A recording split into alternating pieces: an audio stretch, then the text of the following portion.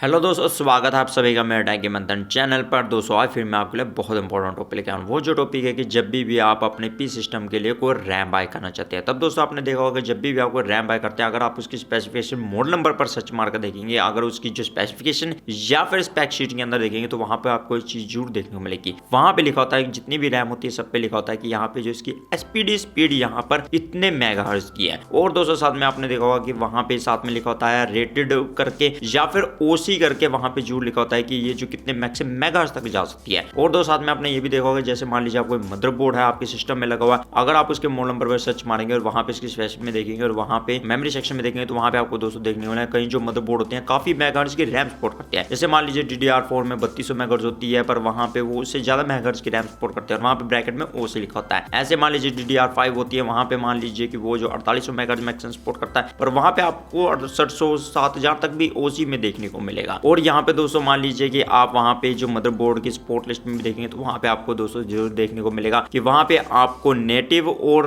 Speed करके वहाँ पे अलग अलग मेगाहर्ट्ज दी होती है। साथ में दोस्तों आप देखेंगे मान लीजिए किसी और कंपनी की साइट पे देखेंगे और वहाँ पे इसके मदरबोर्ड की सपोर्ट सिस्टम में देखेंगे तो वहाँ पे भी कई जगह पे आपको एसपीडी स्पीड और वहाँ पे सपोर्ट स्पीड लिखा होगा, मतलब दोनों में अलग अलग मेगाहर्ट्ज दी होती है सेम वहाँ पे जो रैम के मॉडल नंबर में। तो दोस्तों आज की वीडियो में आपको बताने वाला हूँ कि हमारे जो रैम में जो एसपीडी स्पीड और ये जो ओसी लिखा होता है इसका क्या मतलब होता है। तो दोस्तों इन सभी सवालों के जवाब मैं आपको इस वीडियो में देने वाला हूँ। तो ये सब चीज जानने के लिए आप वीडियो को लास्ट तक देखते हैं। तो देर न करते हुए शुरुआत करते हैं।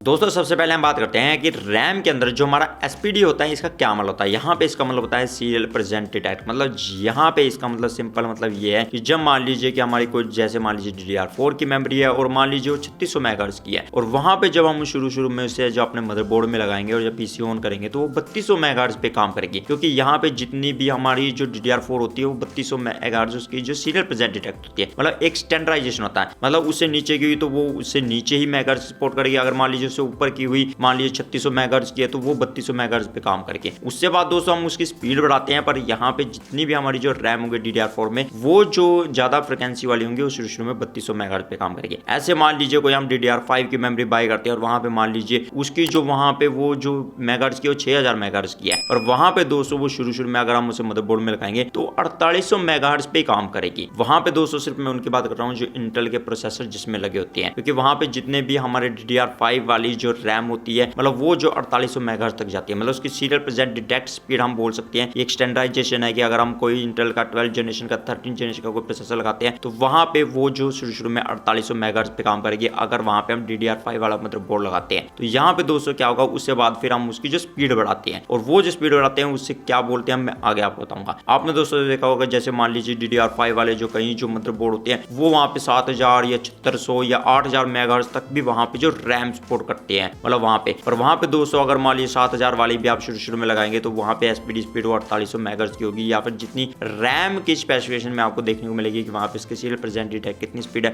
वो शुरू में उस तरह काम करेगी। तो यहाँ पे दोस्तों आप सिंपल ये समझ सकते हैं कि वहां पे जो एसपीडी होता है मतलब सीरियल प्रेजेंट स्पीड उसे हम बोलते हैं जो एक स्टैंडर्डाइजेशन होती है और वहां पे हम शुरू में लगाएंगे तो उसी जो स्पीड पे काम करेगी। उससे बाद दोस्तों यहाँ पे ओसी का क्या मतलब होता है, यहाँ पे होता है ओवरक्लॉक। मतलब यहाँ पे क्या होता है कि जैसे मान लीजिए DDR4 की जैसे मैंने आपको एग्जांपल बताई थी कि वहां पे जो 3200 मेगाहर्ट्ज पे शुरू पे काम करेगी और उसे हम क्या करेंगे कि मदरबोर्ड के बायस में जाके सॉफ्टवेयर की सहायता से वहां पे क्या करेंगे उसे ओवरक्लॉक करेंगे, मतलब वहां पे वो जो इतनी रैम जो कैपेबल होगी। जैसे मान लीजिए हमने 3600 मेगाहर्ट्ज की कोई DDR4 रैम लगाई है वो शुरू में वहां तो 3200 मेगाहर्ट्ज पे काम करेगी क्योंकि उसकी सीरियल प्रेजेंट डिटेक्ट स्पीड जो है वो 3200 मेगाहर्ट्ज है। पर हम बायस में जैसे XMP प्रोफाइल इनेबल करेंगे तो वहां पे वो 3600 मेगाहर्ट्ज पे काम करेगी, तो स्टेबल तरीके से करेगी क्योंकि वहां पे वो जो उस फ्रिक्वेंसी को सपोर्ट करती है और स्टेबल तरीके से चलने के लिए वो जो रैम बनाई गई है। ऐसे मान लीजिए कभी हम DDR5 की रैम लेते हैं, मान लीजिए कोई DDR5 की रैम लेते हैं 5200 मेगाहर्ट्ज की लेते हैं और वहां पे उसकी शुरू में जब हम लगाएंगे तो वो एसपीडी मतलब सीरियल प्रेजेंट डिटेक्ट स्पीड है वो 4800 मेगाहर्ट्ज पे चलेगी। पर जब दोस्तों हम मान लीजिए कि उसे बायस में जाकर सॉफ्टवेयर की सहायता से उसके XMP प्रोफाइल इनेबल करेंगे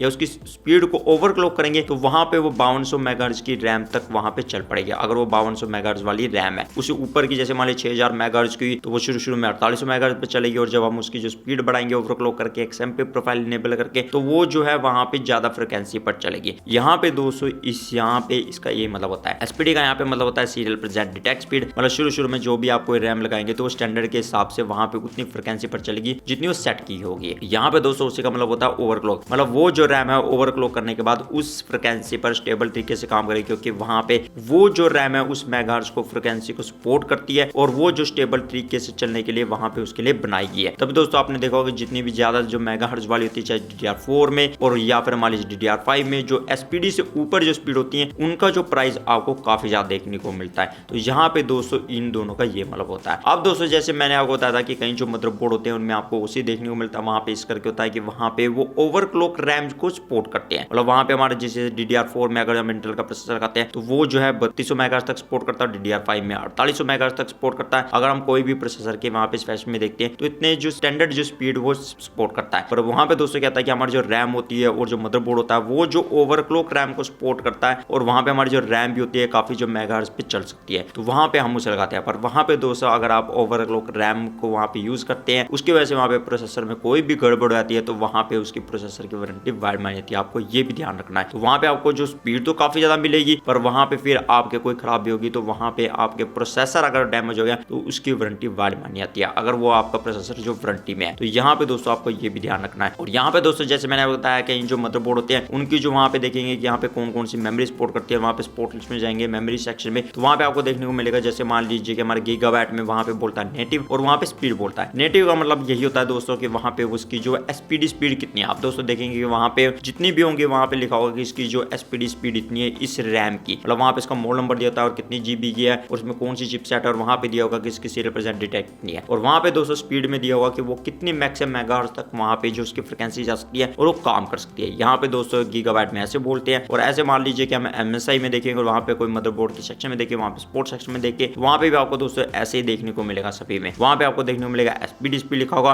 और वहां पे सपोर्टेड स्पीड। यहाँ पे दोस्तों एसपीडी स्पीड का मतलब यह है कि वो जो है कितनी उसकी जो सीरियल प्रेजेंट डिटेक्ट स्पीड है, मतलब अगर शुरू में आप उस रैम को लगाएंगे चाहे ओवरक्लॉक है, वो शुरू में इस जो मेगाहर्ट्ज पे काम करेगी। और यहाँ पे दोस्तों सपोर्टेड स्पीड का ये मतलब है कि वहां पे वो जो कितने मैक्सिमम फ्रिक्वेंसी तक जा सकती है, मतलब वहां पे वो ओवरक्लॉक रैम है जो इतनी फ्रिक्वेंसी तक जा सकती है और उस पर काम कर सकती है और स्टेबल तरीके से काम कर सकती है। यहाँ पे दोस्तों इसका ये मतलब है। तो यहाँ पे दोस्तों ये फर्क होता है कि जितनी भी हमारी जो एसपीडी वाली स्पीड वाली कोई रैम होती है वो उतनी तक ही मैक्सिमम जा सकती है, उससे ऊपर नहीं जा सकती, तो वहां पे इसका प्राइस कम होता है। और जितनी भी हमारी जो ओवरक्लॉक रैम होती है जो एसपीडी स्पीड से ऊपर जा सकती है, चाहे हमारी DDR4 में, DDR5 में जो अब चल रही है, DDR3 पहले चलती थी, तो यहाँ पे दोस्तों फिर क्या होता है कि वो जो है काफी महंगी होती है। यहाँ पे दोस्तों क्या होता है कि जितनी भी हमारी जो एसपीडी स्पीड होती है वो जो रिस्पॉन्स होता है मतलब उसका काफी बढ़िया होता है, मतलब यानी कि जो प्रोसेसर की वारंटी भी वाइड नहीं होती। और यहाँ पे दोस्तों क्या होता है कि जितनी भी हमारी जो ओवरक्लॉक रैम होती है वो जो काफी फास्ट होती है और वहां पे वर्किंग काफी फास्ट होता है, पर वहां पे दोस्तों अगर उसकी वजह से कोई प्रोसेसर पे नुकसान पहुंचता है तो वहां पे प्रोसेसर की वारंटी वाइड मानी जाती है। तो यहाँ पे दोस्तों में ये फर्क होता है। तो दोस्तों उम्मीद करता हूँ आपको वीडियो काफी अच्छी लगी होगी। तो दोस्तों अगले वीडियो में आपको फिर मिलता है एक नोट वीडियो के साथ, तब तक के लिए सीखते रहिए और आगे बढ़ते रहिए।